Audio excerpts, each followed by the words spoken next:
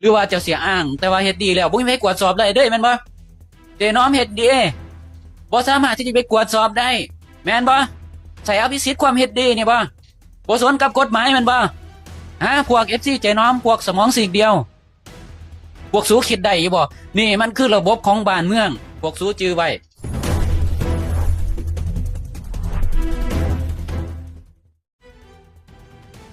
กับสบายดีแหละกับสวัสดี FC ทั้งฝั่งใครฝั่งลาวเนาะ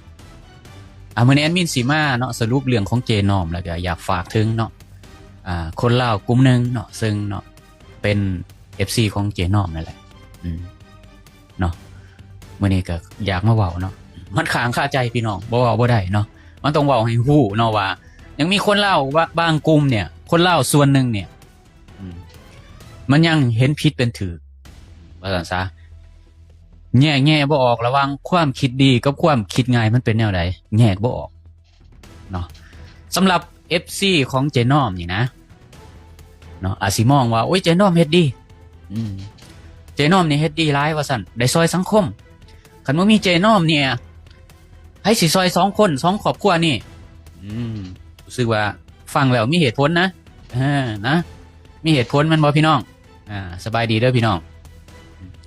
แต่เนาะเงินที่กำลังโอนภายหลังนี่200กว่าล้านเนี่ยถ้าบ่มีดราม่าเขาสิโอนบ่เรียบร้อยเนาะแต่ว่า FC กลุ่มนี้ฮู้จักคิดบ่คิดแต่มุมเดียวว่าเจน้อมออกมาทำความดีคิดได้แต่ซ้ำนี่บ่ได้คิดผลลบผลบวกอีหยังเลยสมองมีซีกเดียวพี่น้องบ่ได้วิเคราะห์อีกฝั่งนึงฝั่งบวกกับฝั่งลบนะมันมีสมองซีกเดียวคนจะพวกนี้เนี่ยแอดมินบอกได้เลยเนาะถ้าสิอ้างแบบนี้นะเอาให้แอดมินไปรับบริจาคได้เนาะแอดมินสิใส่บัญชีส่วนตัวเลยเนาะแล้วก็ซึ่งเนาะเรื่องแบบนี้เนี่ยมันสิแตกต่างกับเท่า QR code นำเท่าตาบที่เขาเอิ้นเรานะมันสิแตกต่างกันแนวใดเนาะเดี๋ยวแอดมินก็สิสรุปภายหลังเนาะถ้าแม่นว่าเนาะมองแต่มุมเดียวว่าความดีมาสร้างความดีเนาะผลเสียหลายเลยพี่น้องผลเสียคือแนวใดเนาะนี่แหละมันก็สิมีคนออกมาเฮ็ดแบบนี้เดี๋ยวสังคมให้อภัยกฎหมายก็บ่เฮ็ดอีหยังให้แยกแยะออกระหว่างเนาะเจน้อมนี่เป็นผู้ที่มีน้ำใจถามว่ามีน้ำใจ 100% บ่บ่ได้ 100% เอายกตัวอย่างสมมติว่ามีครอบครัวนึงอยากซอยอีกครอบครัวนึงว่าซั่นลูกกำพร้าขอยกตัวอย่างเนาะแบบนี้เนาะอยากเก็บมาเลี้ยงชาวบ้านชาวเมืองก็สิโอ้ซื่นส้มสมเสยเด้อที่เจ้าไปเก็บลูกคนที่เป็นกำพร้าก็บ่ค่อยมาเลี้ยงเจ้านี่ใจดีหลายขอยกตัวอย่างแบบนี้แล้วเอามาเป็นจังได๋พี่น้องมาคมเหงแล้วเฮ็ดแนวใดใส่เนาะเฮ็ดเวียกเฮ็ดงานบ่ได้อยู่ได้เช้าแล้วก็อ้างว่าซอยได้บ่แบบนี้ได้บ่เนาะถ้าแบบนี้โอ้เนาะไผก็อยากเฮ็ดเนาะครอบครัวเห็นใจเนาะซอยให้แยกแยะออกเนาะมันสิมีผลกระทบได้เนี่ยกว้างแนวใดเนาะก็คือ1เลยการรับบริจาคในลักษณะนี้ผิดกฎหมายอยู่แล้วเนาะตามกฎหมายของสปป.ลาวผิดอยู่แล้วเพราะว่าหยังขนาดเขาสิสร้างผาป่าสิแจกซ่องผาป่าเพื่อไปให้คนเฮ็ดบุญแล้วก็เอามาสร้างวัดสร้างว่ามันก็ยังต้องขออนุญาตเลยมันต้องมีใบนั้นใบนี้ไปเส้นขันเมืองขันแขวงไปเส้นเจ้าคณะเมืองเจ้าคณะแขวงมีตาประทับใส่ซ่องแม่นบ่พี่น้องเพราะว่ามันต้องเฮ็ดตามระเบียบกฎหมายแต่ว่าเจน้อมเอาบัญชีของตัวเองนะเอาบัญชีของตัวเองไปรับบริจาคแล้วเอาไปจะได้บ่นี่มันสิมีเจ้าหน้าที่บางกลุ่มเข้ามาเจ้าเฮ็ดผิดกฎหมายได้เนี่ยแต่จะได้ต่อนะเจ้าหน้าที่บางกลุ่มก็เลยถ้าบ่อยากผิดเอามาประมาณนี้นะแอดมินก็บ่ได้เห็นดอกอีหยังก็บ่ได้เห็นดอกแต่ว่าตามหลักการแล้วมันผิดกฎหมายมันก็ต้องเป็นแนวนี้เนาะสังเกตเห็นได้ว่าสิ่งที่เกิดขึ้นนี่เจ้าหน้าที่รัฐบ่ได้กระเตื้องบ่ได้ออกมาแสดงความคิดเห็นหยังเลยมีแต่ว่ามีหมายเหียกแล้วก็อ้างว่าต้องมีคนฟ้องในเมื่อว่าบัญชีนี่เปิดรับเป็นสาธารณะแล้วเนี่ยท ถ้าเป็นสาธารณะแล้วบ่จำเป็นต้องมีคนฟ้อง เจ้าหน้าที่รัฐสามารถที่จะเอาผิดได้แบบเดียวกันกับจอกแจกซ่องผ่าปลาสางว่าถ้าแม้นว่ามันบ่ถูกต้องบ่มีตาประทับเจ้าหน้าที่บ้านเมืองเพิ่นก็ยังเข้าไปเอาผิดได้มันจำเป็นต้องมีคนฟ้องบ่มันจำเป็นต้องมีคนฟ้องบ่เจ้าหน้าที่บ้านเมืองเฮ็ดหยังอยู่นี่คือสิ่งที่ FC ของเจน้อมนี่บ่ฮู้บ่ได้มองมุมกว้างขนาดนั้นว่าระบบนี่เนี่ยมันเน่าไปแล้วก็มันสิบ่ได้หมายความว่าการเฮ็ดบุญมันบ่ได้หมายแต่ความว่าเท่านั้นมันบ่ได้เบิ่งว่าเจน้อมเปิดรับบริจาคซอยคนมันเบิ่งเลิกไปกว่าหั่นเนาะนี่คือการทุจริตนี่คือการสอราดบังหลวงนี่คือการเฮ็ดจังได๋คือเงินหายไปต่างหลายแล้วก็เจน้อมแบบว่าเสียออกมาเอาไปเฮ็ดนั่นเฮ็ดนี่ตั้งเป็นเท่าใดพุ่นเอาไปใช้แบบนั่นนี่มันก็เกินไปเนาะเป็นไปได้ว่าเจน้อมบ่สามารถที่จะเว้าได้ว่าเงินส่วนนั้นไปใส่เงินส่วนนั้นมันไปอยู่นำเจ้าหน้าที่รัฐบางกลุ่มเนาะเจ้าหน้าที่รัฐมันต้องมีส่วนหูเห็นอยู่แล้วเพราะว่าการรับบริจาคแบบนี้มันผิดกฎหมายมันบ่มีการได้รับอนุญาตเนาะเจน้อมเอาออกมาเบิ่งแล้วเจน้อมมีใบอนุญาตบ่มีแต่ว่าปากเปล่าว่าเปิดรับบริจาคโดยบัญชีตัวเองถ้าแบบนี้แล้วเจ้าหน้าที่รัฐมันก็หอมหวานเนาะเจ้าหน้าที่รัฐมันก็ม่วนเลยเนาะโอ้โหจะเฮ็ดผิดกฎหมายเลยเนี่ยแล้วครับจังไหนบัดนี้เจน้อมมีเงินเขาบัญชีหลายสั่นได้บัดเนี่ยเดี๋ยวเป็นจังไหนย่านเจ้าหน้าที่รัฐจับเฮ็ดจังไหนมีการไกลเกลี่ยกันมันต้องเป็นแบบนี้อยู่แล้วเนาะเพราะว่าหยังมันผิดกฎหมายอยู่แล้วแม้แต่เขาสิสร้างวัดเนี่ยแจกซองเนี่ยมันก็ยังผิดกฎหมายแล้วถ้าบ่ได้รับอนุญาตตาประทับใส่ซองทุกอันเลยซองสิไปแจกผ้าป่าหรือแจกหม้อบุญหรือบุญกฐินอีหยังก็แล้วแต่มันจำเป็นยังต้องได้รับอนุญาตเลยแต่เจน้อมมีใบอนุญาตยังบ่มีแต่บัญชีส่วนตัวเนาะ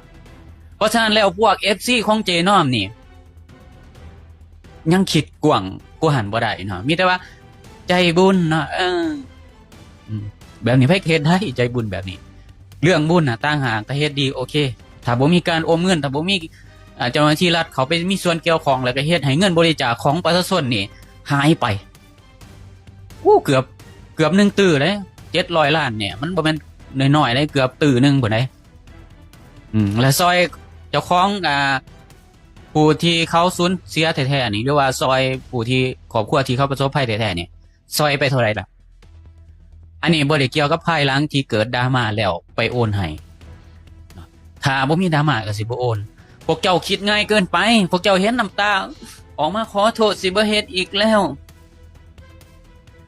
ความคิดดีกับความคิดง่ายเนาะต้องแยกให้ออกถ้าพวกเจ้ายังสนับสนุนอยู่นี่แสดงว่าพวกเจ้านี่เฮ็ดให้ระบบนี่มันเสียระบบนี่มันต้องได้รับการตรวจสอบว่าเงินนี่หายไปไสมีเจ้าหน้าที่รัฐบางกลุ่มนี่เขาไปมีส่วนเกี่ยวข้องบ่มันต้องแบบนี้เนาะถ้าบ่แบบนี้แล้วมันก็สบายเนาะอนาคตต่อไปแล้วสิมีคนมาเปิดรับบริจาคแล้ว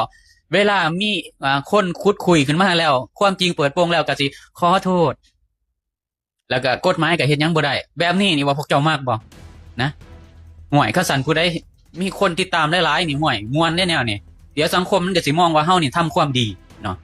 ถ้าตั้งใจทำความดีเนาะเป็นหยังคือต้องแบบเลือกเอาเคสที่มันดังๆที่มันแบบโซเชียลดังขึ้นมาแล้วเป็นหยังคนไฟไหม้เฮือนบางคนนี่ภาครัฐบ่ได้ซอยเลยไหม้เฮือนนี่จนบ่เหลืออีหยังเลยเนี่ยพวกเจ้าเคยซอยหยังได้บ่น้ำท่วมนี่พัดเฮือนเสียหายไปเบิดเนี่ยภาครัฐบ่ได้ไปซ่อมแซมแปลงเฮือนแปลงซ่านให้เขาพวกเจ้าซอยพวกเจ้าไปสร้างเฮือนให้เขาบ่พวกเจ้าเลือกปฏิบัติแต่แนวที่มันดังๆแล้วก็ FC ของพวกเจ้านั้นก็เลือกที่จะให้บริจาคในเรื่องที่มันดังๆถ้าแม่นว่าพวกเจ้าใจบุญแท้คือบ่หาซอยคนที่ไฟไหม้เฮือนซุมื้อนี่เหลือแต่เสาน่ะบ่มีไผซอยน่ะคนเพื่อสิได้เฮือนมาหลังนึงมันเป็นของข่อยได้พวกเจ้าเลือกเฮ็ดบุญเนาะพวกเจ้าบ่ได้เฮ็ดด้วยความจริงใจเนาะพวกเจ้าเฮ็ดเชิงธุรกิจพวกเจ้ายังให้ซื้อของเจ้าปรากฏเนาะแล้วก็ยังให้ธุรกิจของพวกเจ้าน่ะมีคนเห็นหลายๆนี่คือการทำบุญของพวกเจ้าอันนี้คือพวกที่บางกลุ่มที่มันอยากบริจาคเนาะในเขตที่มันดังๆเนี่ยเห็นได้เลยว่ามันเนี่ย บ่ได้บริจาคด้วยความจริงใจมันบริจาคเพื่อหวังชื่อเสียงคนกลุ่มนี่มันมีหลายเนาะคนที่เขาบริจาคแท้ๆเนี่ยเนาะก็สิมีเพจบางเพจนั่นน่ะเขาสิล่อซอยคนนำชนบทไปสร้างเรือนแปลงซ่านให้บางคนก็ถูกดราม่าโอ้ยเขาขี้ข้านนั่นนี่เนาะมันก็เฮ็ดไปเนาะเอาเงินบริจาคเนาะถึงแม้ว่ามันอาจสิบ่ได้ 100% อย่างน้อยเนาะมันก็ล่อซอยคนน่ะเนาะเพราะฉะนั้นเรื่องนี้มันบ่ได้หมายความว่าเรื่องของการทำบุญหรือบ่ทำบุญเนาะพวก FC เจน้อมนี่ต้องแยกให้ออกต้องมีสมองครบ2ซีกว่ามันเป็นจังได๋ซีกนึงเนี่ยแล้วก็ซีกนึงเนี่ยมันต้องมีขั้วบวกขั้วลบเฮาก็ต้องมาพิจารณาซอยกันว่าคนอยู่เบื้องหลังเนี่ยเจน้อมเนี่ยมีส่วนใดส่วนเสียเอาเงินจากเจน้อมแล้วเฮ็ดให้เจน้อมบ่สามารถที่จะอธิบายได้แม่นหรือบ่แม่นเจน้อมบ่สามารถที่จะอธิบายเงินได้ว่าเงินนี่ทั้งเบิดนี่หายไปไสออกมาแสดงสเตทเมนต์แต่ละเทื่อก็บ่คือกันเลยแล้วก็เป็นหยังกำลัง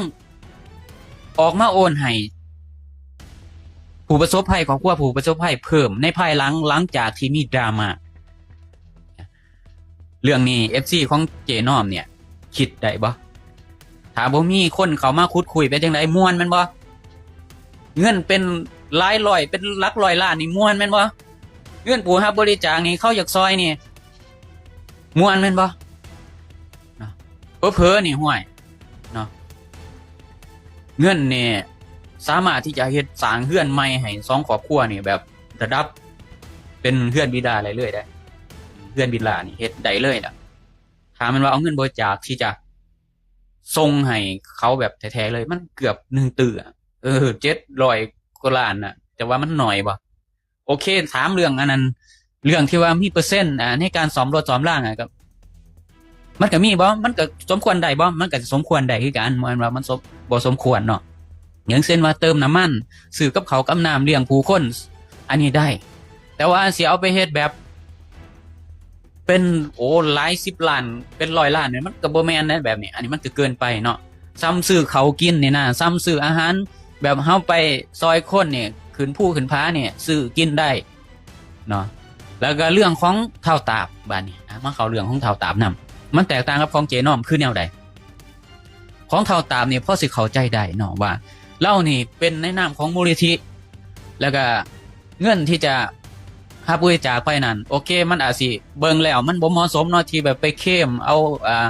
ของกู้ภัยไทยหรือคนอื่นๆเนาะแล้วก็กันบ่ให้กู้ภัยไทยกู้ภัยลาวเนาะส่วนนึงขึ้นไปนี่ย้อนว่าเพิ่นอยากได้ส่วนแบ่งผลประโยชน์เพียงผู้เดียวเนาะในการหาบริจาคถามว่าผิดบ่ถือว่ามันก็บ่ได้ผิดแต่มันผิดแต่มองว่าเล่านี่แสดงความบ่เหมาะสมออกมาแล้วก็ไปกีดกันแล้วก็อีหยังแต่ว่าเรื่องเงินบริจาคมันอยู่ในนามของมูลนิธินี่หรือว่าองค์กรของเราเนี่ยมันบ่ผิดอยู่แล้วเพราะว่าเขาจดทะเบียนอยู่แล้วเขาเฮ็ดถูกต้องตามกฎหมายอยู่แล้วเนาะมันบ่สามารถที่จะไปเอาผิดเขาได้ถ้าแม่นว่าสิเอาผิดก็คือคนในองค์กรเราเองนั่นแหละฟ้องเราคันเรายักยอกเงินขององค์กรหรือว่าของหน่วยงานของเราเองน่ะอันนี้คันว่าสิมีคนฟ้องก็คือคนในหน่วยงานของเราน่ะฟ้องเรามันจังสิเฮ็ดได้เนาะเรื่องโกงหรือบ่โกงน่ะมันเป็นเรื่องของหน่วยงานเราเป็นผู้รับผิดชอบแต่ว่าขอแตกต่างกับเจน้อมนี่คือเจน้อมนี่รับบริจาคโดยการใส่บัญชีของตัวเองที่มันผิดกฎหมายแล้วก็เจ้าหน้าที่รัฐก็ฮู้พร้อมว่ามันผิดกฎหมายแล้วก็เงียบอ้างว่าบ่มีไผไปแจ้งความจำเป็นต้องแจ้งความบ่เจ้าเปิดรับสู่สาธารณะแล้วเนาะในเมื่อมันเป็นสาธารณะแล้วเจ้าหน้าที่รัฐเป็นผู้ที่จะฟ้องได้เองเลยบ่จำเป็นต้องไปให้คนอื่นเนาะบ่จำเป็นต้องให้ผู้เสียหายนั่นน่ะนี่ในเมื่อว่ามันเปิดเป็นสาธารณะแล้วบัญชีส่วนตัวเนี่ยเจ้าหน้าที่รัฐต้องเข้าไปจัดการได้เลยเนาะบ่จำเป็นต้องให้คนไปฟ้องหยังทั้งนั้นเลยเนาะเพราะว่ามันเป็นสาธารณะแล้วมันเป็นประชาชนส่วนหลายโอนเข้าไปแล้วนะเจ้าต้องเฮ็ดเพื่อประชาชนเจ้าหน้าที่รัฐต้องปกป้องผลประโยชน์ของผู้ที่เขาไปบริจาคแล้วเจน้อมแล้วพวกที่แบบว่าโอ้ยเขาเฮ็ดบุญเขาบ่มีเจน้อมนี่2คนนี่สิบ่ได้ถ้าแม่นว่าเนาะเงิน700ล้านนี่ให้ครอบครัวคนละ100ล้านโอ้ยไปจังได๋พี่น้องแม่นบ่มันแม่นบ่คนละ100 200ล้านมันแม่นบ่เนาะแล้วก็การเฮ็ดบุญเนี่ยเนาะถ้าแม่นว่า ตั้งใจเฮ็ดแท้เนาะบ่จำเป็นต้องเอาเคสดังๆเนาะแล้วก็อยากจะบริจาคบางคนนี่สเตทเมนต์เฮ็ดออกมานี่คือเป็นหลัก10 ล้าน20 ล้านก็ยังมีนะสำหรับ20 ล้านนี่บางคนนี่หายากได้แต่ว่าบางคนนี่มันกดไปบีบไปแป๊บเดียวเนี่ยเท่าเดียวเพราะว่าพวกนี้มันรวยมันอาจจะมีธุรกิจส่วนตัวมันอาจจะอยากมีให้ตัวเองมีชื่อมีเสียงอยู่ในการทำบริจาคครั้งนี้เพราะว่าอย่างมันดังมีกู้ภัยไทยเข้ามา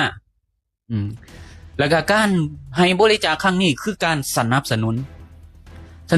การคอร์รัปชันการความบ่โปร่งใสของเจ้าหน้าที่รัฐที่จะเข้ามามีส่วนเอี่ยวที่เข้ามามีส่วนร่วมในผลประโยชน์ในครั้งนี้จังได๋จังว่าแนวนั้นเพราะว่าหยังเจ้าหน้าที่รัฐบ่เว้าถึงเลยยังมีเพจเนาะทางการบางเพจอีกออกข่าวหรือว่าโพสต์ข่าวในลักษณะที่อยากให้เจนอมนี่มีความโปร่งใสเกินว่าจากดำอยากให้มันเป็นขาวน่ะแอดมินบ่ได้มีอีหยังที่แบบเป็นการส่วนตัวเนาะกับเจนอมแอดมินเว้าในเชิงกฎหมายในเชิงความโปร่งใสเนาะของกฎหมายบ้านเมืองมันต้องมีความโปร่งใสเจ้าหน้าที่รัฐต้องออกมาเฮ็ดให้มันกงไปกงมาเนาะว่าว่าสิมิดเงียบถ้ามิดเงียบแอดมินบอกได้เลยว่าเจ้าหน้าที่พวกนี้มันมีส่วนใดส่วนเสียอย่างแน่นอนแล้วก็เฮ็ดให้เจนอมบ่สามารถที่จะอธิบายเงินที่มันหายไปได้เนาะในเมื่อว่าพวกเจ้าที่เป็นเจ้าหน้าที่รัฐบ่สามารถที่จะออกมาเนาะแสดงจุดยืนของตัวเองในการเนาะเฮ็ดคดีนี้เนาะข่อยก็สิถือได้ว่าเจ้าหน้าที่รัฐมีส่วนร่วมอย่างแน่นอนเนาะเพราะฉะนั้นแล้วเจ้าหน้าที่รัฐสิแม่นหรือบ่แม่นตามที่แอดมินเว้านี่ต้องมาแสดงความรับผิดชอบสิเฮ็ดจังได๋ต่อกับเรื่องนี้เนาะถ้าบ่ออกมานั่นก็แม่นถือว่าแม่นอย่างที่แอดมินเว้า 100% แอดมินบ่ได้เว้าใส่ร้ายป้ายสีผู้ใดเนาะคันบ่มีเจ้าหน้าที่รัฐออกมาเนาะมันก็เนาะแสดงว่าสิ่งที่แอดมินเว้านี่เจ้าหน้าที่รัฐน่ะต้องเป็นแบบนั้นแน่นอนเนาะเพราะว่าหยังนี่มันเป็นบัญชีส่วนตัวมันบ่แม่นบัญชีสาธารณะมันบ่แม่นบัญชีองค์กรคือขององค์กรของเท่าตาบเด้อันนั้นน่ะเขาบัญชีถือกฎหมายเนี่ยมีการเสียภาษีเด้ถามว่าเจนอมเสียภาษีเนี่ยบอกมันต้องมีการเสียภาษีไหนไสล่ะถ้าเจนอมมีการเสียภาษีเอาออกมาเบิ่งบัญชีเท่าใดแสดงว่าเจ้าหน้าที่รัฐฮู้อยู่ว่าแล้วว่ามันนี่ผิดกฎหมายนี่จังอยากมาขอส่วนแบ่งแล้วก็เงียบไปเจนอมบ่สามารถที่จะอธิบายเงินเหล่านั้นได้มันต้องเป็นแบบนี้อยู่แล้วนี่แหละคือความเนาหมิ่นคือความเนาเฟของกฎหมายลาวกฎหมายลาวมันเนามันเลือกปฏิบัติบัดกับคนที่เขาออกมาเว้าเรื่องผลประโยชน์ของประชาชนเป็นแนวใดน่ะพวกเจ้าหน้าที่รัฐเนี่ยมันไวขนาดนี้พวกหานี่มันออกมาจับเขามันออกมาข่มขู่มันออกมาแนวนั้นแนวนี้ไวขนาดเด้แต่เรื่องแนวนี้เนี่ยมันหายไปไสมีแต่ไม้เหียกบ่ฮู้ว่าไม้เหียกแท้หรือบ่ไม้เหียกก็เหียกซื่อๆบ่มีการตั้งข้อหาหรือว่าเอิ้นไปไกลเกลี่ยกันบ่หรือจังได๋ฮะหรือแนวใดแอดมินนี่บ่มักที่สุดก็คือความอยุติธรรมอยู่ในประเทศนี้ส่วนเรื่องเฮ็ดความดีของเจน้อมน่ะต้องแยกออกไปเนาะพวก FC ของเจน้อมพวกสูต้องแยกออกระหว่างกฎหมายความโปร่งใสความยุติธรรมของบ้านเมืองสิให้คนกลุ่มใดกลุ่มหนึ่งเหยียบหัวของพวกเฮานี่บ่อยากอยู่เหนือกฎหมายก็ได้นี่บ่ผู้ใดมีเงินผู้ใดมีส่วนร่วมกับเจ้าหน้าที่รัฐเนี่ยบ่เป็นหยังแม่นบ่ฮะพวก FC เนาะของเจน้อมพวกสูต้องคิดให้ได้นี่มันบ่แม่นเรื่องของการทำบุญหรือบ่แม่นเรื่องของเจ้าเว้าหยังเจ้าเฮ็ดหยังคือเขาบ่เจ้าออกมาเฮ็ดมีแต่เว้าพวกคนเฮ็ดบ่ได้เว้าพวกคนเว้าบ่ได้เฮ็ดหน้าที่ต่างกันเนาะคันสิเว้าแบบนั้นน่ะถามว่าพวกที่มันนั่งในสภามันเฮ็ดในจะคนมันลงในพื้นที่บ่คันสิเว้าแนวนั้นคนพวกนั้นแฮงสมควรต้องเฮ็ดบ่แม่นว่าสิไปนั่งส้มเซยแต่เฉพาะอยู่ในสภาอย่างเดียวนะพวกสู้คือบ่เว้าพวกสู้สิมาเว้าให้คนที่เขาออกมาเว้าเถียงห้องนี่บ่ฮะนี่คือสติปัญญานี่คือ IQ ของคนลาวส่วนหนึ่งมันบ่แปลกหรอกว่าเป็นหยังรัฐบาลลาวมันถึงจูงดังคนลาวนี่ได้ง่ายขนาดนี้ย้อนมันมีคนลาวกลุ่มนึงนี่มันสมองมันมีซีกเดียวมันจูงดังแนวใดก็ได้สมองมันมีซีกเดียว มันแยกแยะบ่ได้มีแต่เขามาบีบน้ำตาก็อู้ยต้องให้อภัยเนาะโอ้เงินเกือบตื้อนะถ้าบ่มีเนาะคนออกมาเว้าหรือว่าออกมาขุดเนี่ยให้อภัยเงินเกือบตื้อต้องให้อภัยคนผิดพลาดได้บางคนก็ออกมาเฮ็ดคลิปโอ้ยอันครอบครัวจะบ่มีคนเฮ็ดผิดเลยบ่มีแต่มันบ่มีไผหรอกสิมาอมเงินเป็นตื้อๆนี่วะพวกเจ้าแง่ๆออกอยู่บ่ว่ามันต่างกันระดับใดเรื่องว่ามันมีคนเฮ็ดผิดผิดแต่ว่ามันต้องการที่จะเฮ็ดแบบใดล่ะคนในครอบครัวเฮาต้องการที่จะไปเฮ็ดให้สังคมเสียหายหรือว่าไปส่อโกงสังคมบ่ล่ะมันระดับใดล่ะต้องสู้ต้องคิดบ่แม่นว่าสู้ที่จะมาเว้าหัวส้นฟ้าน่ะขี่ซอหัวส้นฟ้าน่ะ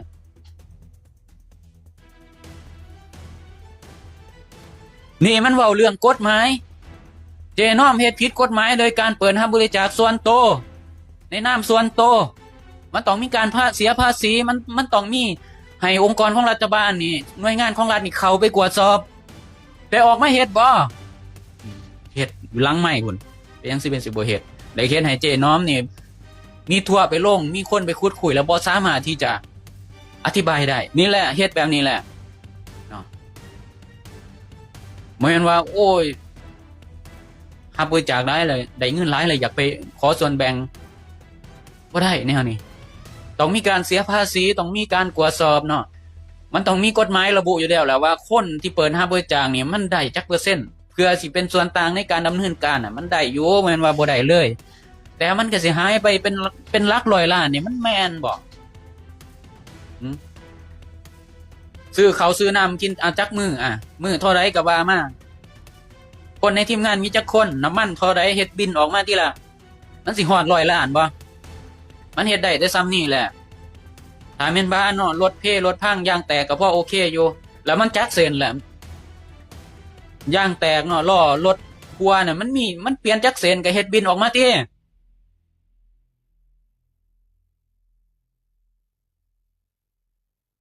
แอดมินบ่ได้มาแบบมีอิหยังส่วนตัวกับเจน้อมเด้อแอดมินนี่เห็นความบ่โปร่งใสจนระดับเนาะมีเจ้าหน้าที่รัฐอยู่เบื้องหลังอย่างแน่นอนเพราะว่าหยังมันมิดเงียบ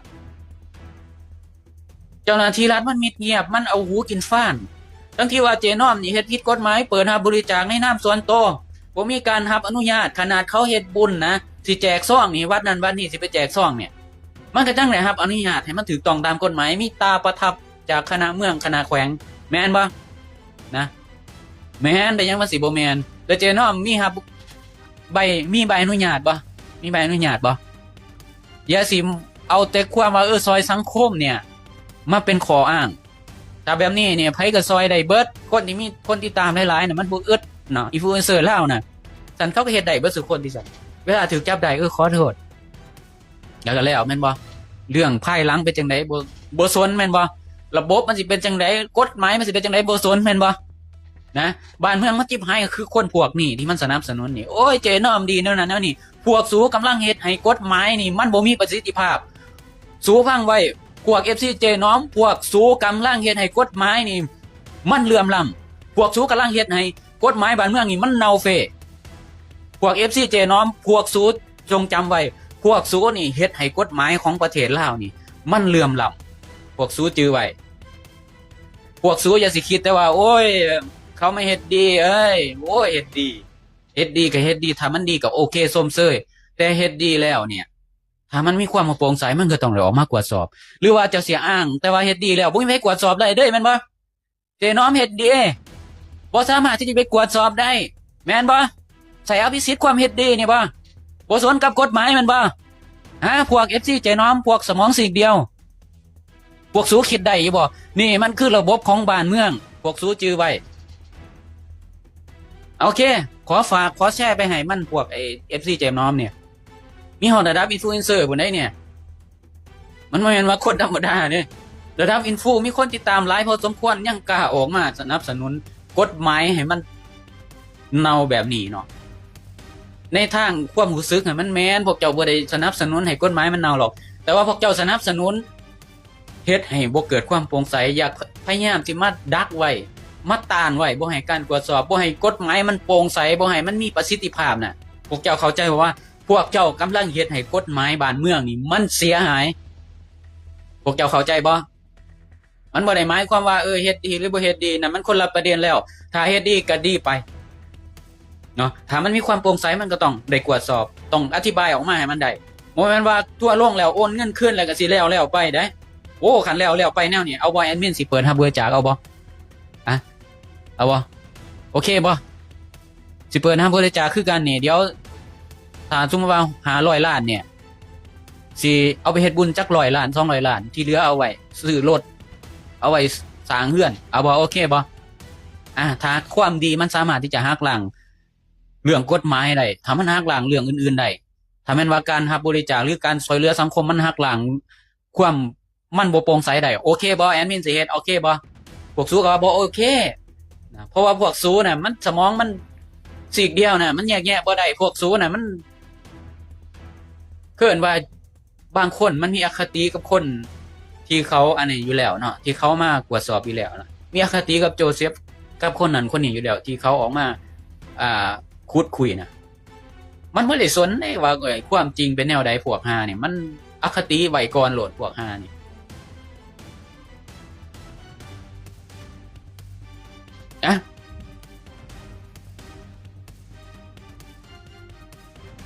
เว้าเพื่อหยังเว้าเพื่อให้กฎหมายมันมีความโปร่งใสเท่าบัวขาวบ่อยากให้เว้าวะเจ้าอยากให้กฎหมายมันเนาเฟแบบนี้บ่เท่าบัวขาวเจ้ามาถามว่าเว้าเพื่อหยังนี่เจ้าอยากปกป้องอยากให้กฎหมายมันบ่มีความโปร่งใสแม่นหรือบ่แม่นเจ้าอยากมีส่วนหนึ่งในการทำลายกฎหมายแล้วแม่นบ่เท่าบัวขาว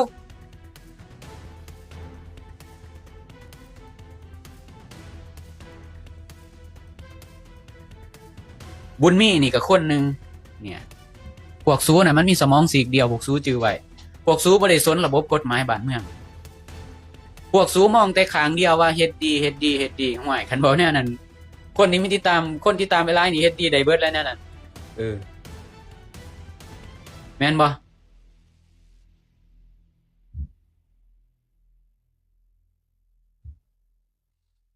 โอเคขอลง